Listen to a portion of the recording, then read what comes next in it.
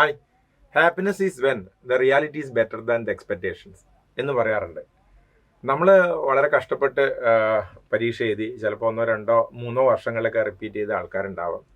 അപ്പം ഇപ്പോഴും നമ്മൾ എത്തി നിൽക്കുന്ന ഒരു സിറ്റുവേഷൻ അത് കൃത്യമായിട്ട് അനാലിസിസ് ചെയ്യണം. അങ്ങനെ അനാലിസിസ് ചെയ്ത് കഴിഞ്ഞ് നിങ്ങൾ ഒരു തീരുമാനം എടുക്കുക. ഈ വർഷം നിങ്ങൾ അഡ്മിഷൻ എടുക്കുകയാണോ അല്ല ഒരു വർഷം കൂടെ ചെയ്യുകയാണോ എന്നുള്ളൊരു കൃത്യമായ തീരുമാനം എടുക്കുക. ഈ വർഷം നിങ്ങൾ അഡ്മിഷൻ എടുക്കുകയാണെങ്കിൽ ശ്രദ്ധിക്കേണ്ട കാര്യങ്ങൾ എന്ന് വെച്ചാൽ നിങ്ങൾക്ക് ഈ വർഷം ഒരു MBBS അല്ലെങ്കിൽ BDS അഡ്മിഷൻ കിട്ടാനുള്ള റാങ്ക് ഉണ്ടോ എന്ന് നോക്കുക. ഇല്ലെങ്കിൽ നിരാശരാവേണ്ട ആവശ്യമൊന്നുമില്ല. മറ്റൊരുപാട് വഴികളുണ്ട്. ഇന്നത്തെ നമ്മൾ വീഡിയോയിൽ ചർച്ച ചെയ്യുന്നത് ആ മറ്റു വഴികളെ കുറിച്ചാണ്. MBBS BDS അല്ലാത്ത മെഡിക്കൽ അലൈഡ് അലോട്ട്മെന്റിനെ കുറിച്ച്, കേരളത്തിൽ നടക്കാൻ വേണ്ടി പോകുന്ന മെഡിക്കൽ അലൈഡ് അലോട്ട്മെന്റിനെ കുറിച്ച് വ്യക്തമായ വിവരങ്ങളാണ് ഇന്നത്തെ വീഡിയോയിൽ തരുന്നത്. നേരെ നമുക്ക് വീഡിയോയിലേക്ക് പോവാം.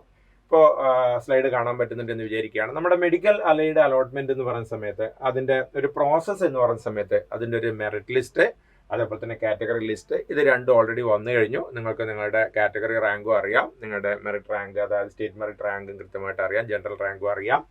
അതിനുശേഷം നമ്മുടെ ഓപ്ഷൻ രജിസ്ട്രേഷൻ സ്റ്റാർട്ട് ചെയ്യും. ഇപ്പോൾ 2 തരത്തിലുള്ള ഓപ്ഷൻസ് ആണ് നമ്മളിത് കൊടുക്കേണ്ടതെന്ന് അറിയാം. ഒന്ന്, സാധാരണ ഇതിൽ MCC അലോട്ട്മെന്റ് എന്നുള്ള ദേശീയ തലത്തിലുള്ള MBBS BDS അലോട്ട്മെന്റ് കൊടുത്തതുപോലെ തന്നെ ഒരു ആയുഷ് അലോട്ട്മെന്റ് അല്ലെങ്കിൽ അതിനെ തൊട്ട് പിന്നാലെ ഓൾ ഇന്ത്യ വെറ്റിനറി അലോട്ട്മെന്റ് എന്നിങ്ങനെ 2 അലോട്ട്മെന്റ് വരാനുണ്ട്.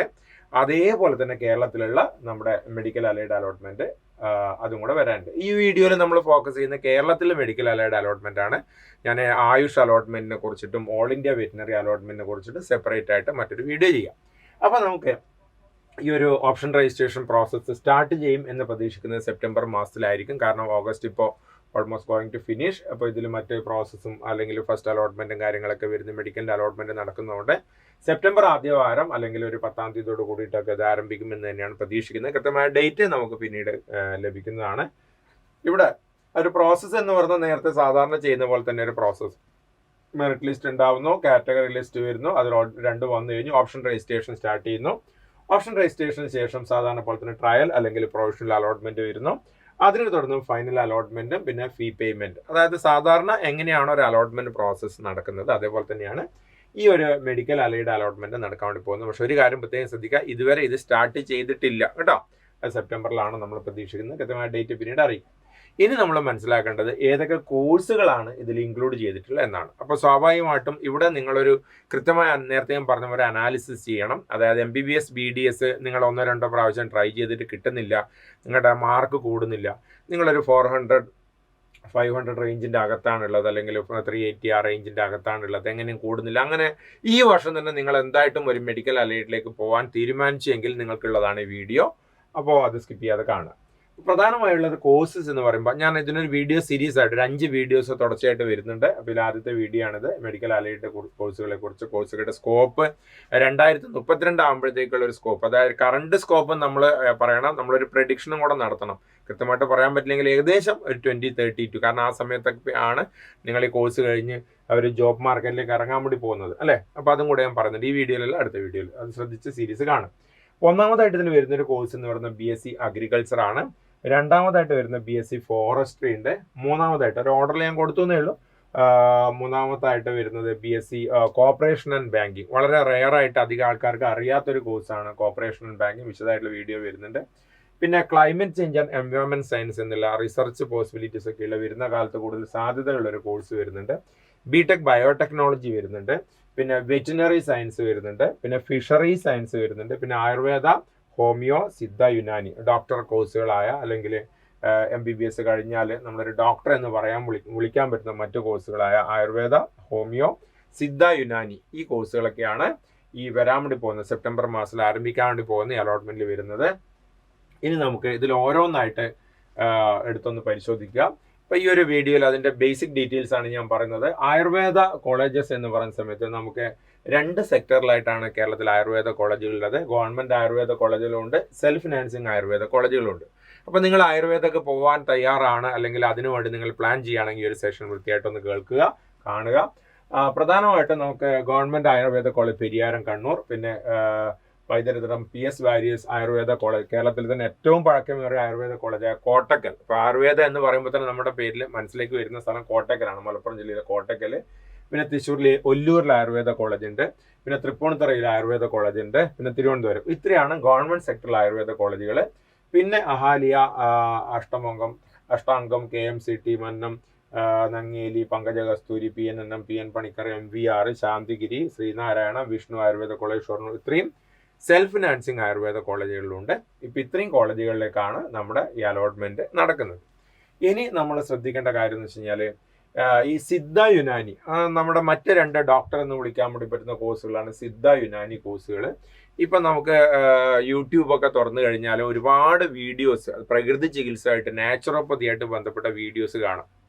അപ്പോൾ എനിക്ക് തോന്നുന്നത് യൂട്യൂബിൽ ഇങ്ങനെ വീഡിയോസ് ചെയ്യുന്ന പലരും നാച്ചുറോപ്പതി, ലൈഫ് സ്റ്റൈൽ ഫിസിഷ്യൻസ് അല്ലെങ്കിൽ നാച്ചുറോപ്പതി ഡോക്ടേഴ്സ് ആയിട്ടാണ് പലരും വീഡിയോ ചെയ്യുന്നുണ്ട്. അപ്പോൾ അത് ഒരു തരത്തിൽ പറഞ്ഞാൽ ഈ ഫീൽഡിനെ ഒന്ന് എൻറിച്ച് ചെയ്തിട്ടുണ്ട് നമുക്ക് പറയാം. കാരണം മുമ്പേയൊക്കെ ആരും അധികം ശ്രദ്ധിക്കാതിരുന്ന കാര്യങ്ങൾ ഈ അലോപ്പതി മെഡിസിൻസ് മാത്രം ഉണ്ടായ സമയത്ത് നിന്ന് വ്യത്യസ്തമായിട്ട് ഡിഫറെൻ്റ് ആയിട്ടുള്ള രീതിയിലേക്ക് കാര്യങ്ങൾ കൊണ്ടുപോവുക എന്നുള്ള ഒരു മറ്റ് പ്രകൃതിയായിട്ട് ബന്ധപ്പെട്ട നാച്ചുറോപ്പതിയായിട്ട് ബന്ധപ്പെട്ട കാര്യങ്ങളെ കൊണ്ടുപോകാൻ വേണ്ടിയിട്ട് ഈ 2 കോഴ്സുകൾ വളരെ കൂടുതൽ സഹായിക്കുന്നതാണ്.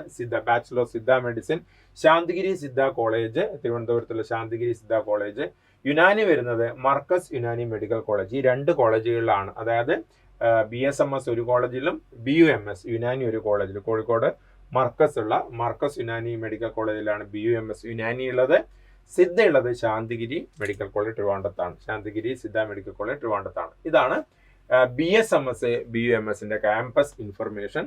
ഇനി നമുക്ക് മറ്റൊരു പ്രധാനപ്പെട്ട ഇൻഫർമേഷനിലേക്ക് പോവാം.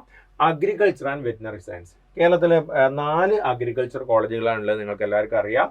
അതിന്റെ പേരുകൾ എവിടെയൊക്കെയാണ് സ്ഥിതി ചെയ്യുന്നത്? തിരുവനന്തപുരത്തുണ്ട്, തൃശ്ശൂരുണ്ട്, കാസർഗോഡ്, വയനാട്, അല്ലെ? ഈ college of agriculture Vellayani, Vellanikkara, Padannakkad, Ambalavayal, ഈ 4 സ്ഥലങ്ങൾ, കാസർഗോഡ്, തൃശ്ശൂർ, വയനാട്, തിരുവനന്തപുരം, ഈ 4 സ്ഥലങ്ങളിലാണ് കേരളത്തിലെ അഗ്രികൾച്ചർ കോളേജുകളുള്ളത്. അഗ്രികൾച്ചറിന്റെ സ്കോപ്പ്, അതിന്റെ എക്സ്പെക്റ്റഡ് റാങ്ക് ഒക്കെ ഞാൻ അടുത്തൊരു വീഡിയോയിൽ ചെയ്യുന്നുണ്ട്, വ്യക്തമായിട്ട് മനസ്സിലാക്കുക. അപ്പോൾ സാധാരണഗതിയിൽ ഞാൻ ഇതിൻ്റെ ഇടയ്ക്ക് ഒരു വീഡിയോ കണ്ടതാണ്. ഒരു കുട്ടി പറയുന്നത് ലോകത്തിൽ ഏറ്റവും കൂടുതൽ സന്തോഷത്തോടെ ആൾക്കാർ പഠിക്കുന്ന ഒരു കോഴ്സ് അഗ്രികൾച്ചർ ആണ് എന്നാണ്. ഒരു ചെടിയൊക്കെ നട്ട് അതിനിങ്ങനെ പൂക്കളുണ്ടായി, കായ്കളുണ്ടായി, അതിങ്ങനെ വളരുമ്പോൾ ഒരു സന്തോഷം എന്ന് പറഞ്ഞിട്ട് ഒരു വീഡിയോ ഞാൻ കണ്ട. UP നിന്നായിട്ടുള്ളൊരു വീഡിയോ ആണ്, ഒരു അഗ്രികൾച്ചർ കോളേജിൽ നിന്നുള്ളത്. അപ്പോൾ വളരെ ക്രിയേറ്റീവായിട്ട് പഠിക്കാൻ വേണ്ടി പറ്റുന്ന, നല്ല ജോലി സാധ്യതകളുള്ള, ഗവൺമെന്റ് മേഖലയിലും സ്വകാര്യ മേഖലയിലും നല്ല ജോലി സാധ്യതകളുള്ള ഒരു കോഴ്സ് തന്നെയാണ് അഗ്രികൾച്ചർ. അതിൻ്റെ സാധ്യതകളും കാര്യങ്ങളൊക്കെ വരുന്ന വീഡിയോയിൽ നമ്മൾ എക്സ്പ്ലെയിൻ ചെയ്യുന്നുണ്ട്. പിന്നെ അതുപോലെ തന്നെ വെറ്റിനറി, അല്ലെ? വെറ്റിനറി 2 കോളേജുകളാണ് കേരളത്തിലുള്ളത്. College of veterinary and animal science Mannuthy, Thrissur. പിന്നെ Wayanad animal husbandry college of veterinary and animal science Wayanad. ഈ 2 കോളേജ് മണ്ണൂത്തി, തൃശ്ശൂരും വയനാടാണ് വെറ്റിനറിയുടെ കോളേജുകൾ. അപ്പോൾ this is the campus information connected with agriculture and veterinary.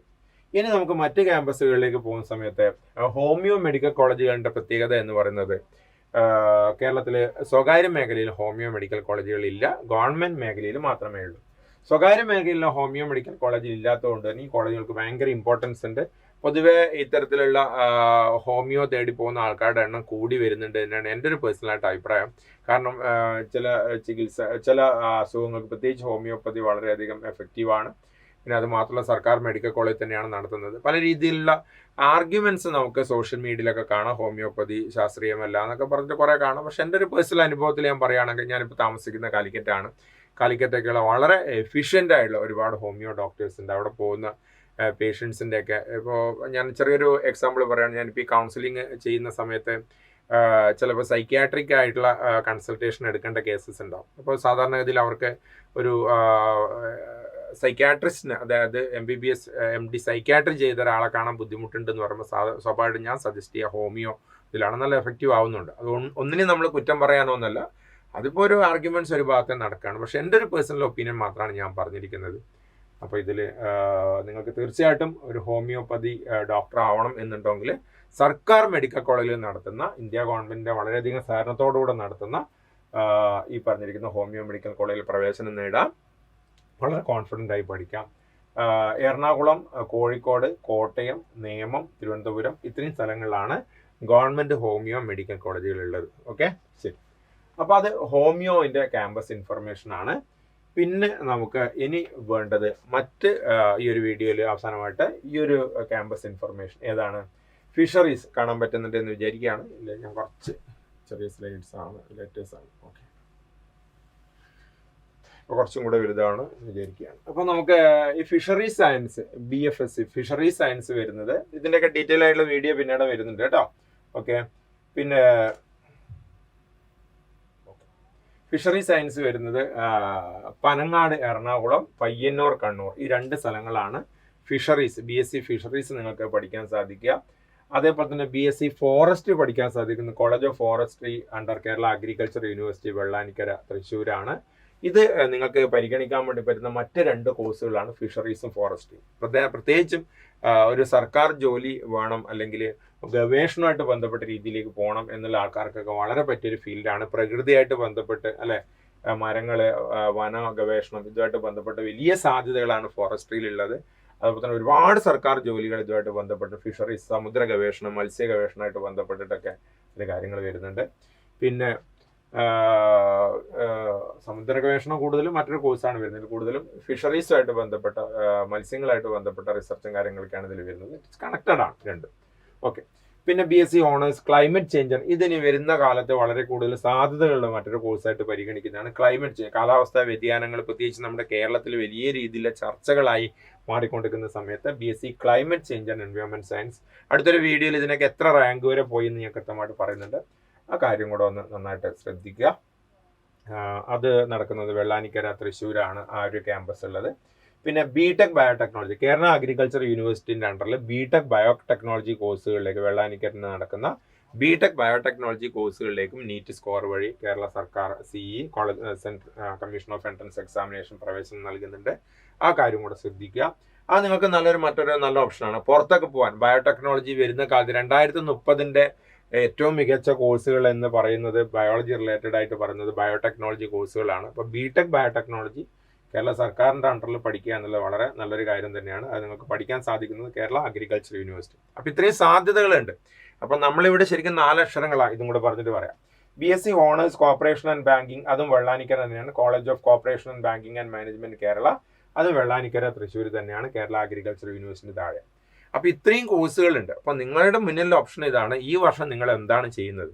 എനിക്ക് നീറ്റ് റാങ്ക് കുറഞ്ഞു എന്ന് പറഞ്ഞ് വിഷമിച്ച് ബുദ്ധിമുട്ടിയിരിക്കുകയാണോ, മറ്റൊന്നിനും ഞാൻ പോകുന്നില്ല എന്ന് പറഞ്ഞിരിക്കുകയാണ്? അല്ല, ഞാൻ നേരത്തെ പറഞ്ഞ പോലെ റിയാലിറ്റി എന്താണ്, ഇപ്പോഴുള്ള റാങ്ക് എന്താണ്, അതിന് കിട്ടുന്ന കോഴ്സുകൾ എന്താണെന്ന് ആലോചിക്കുമ്പോൾ നമ്മുടെ മുന്നിലേക്ക് വരുന്ന ഇത്രയും കോഴ്സുകളാണ്. അപ്പോൾ ഈ കോഴ്സുകളുടെ വിശദമായിട്ടുള്ള സ്കോപ്പ്, അതിൻ്റെ അഡ്മിഷൻ സാധ്യതകളൊക്കെ നമുക്ക് അടുത്ത ഒരു വീഡിയോയിൽ പറയുന്നുണ്ട്. അതുവരെ വെയിറ്റ് ചെയ്യുക. ഈ ഒരു സീരീസ് തുടർന്നും കാണാം. ഈ ഒരു ഇൻഫർമേഷൻ നിങ്ങൾക്ക് ഉപകാരപ്പെട്ടെന്ന് കരുതുകയാണ്. വീണ്ടും അടുത്ത വീഡിയോയിൽ കാണാം. Thank you.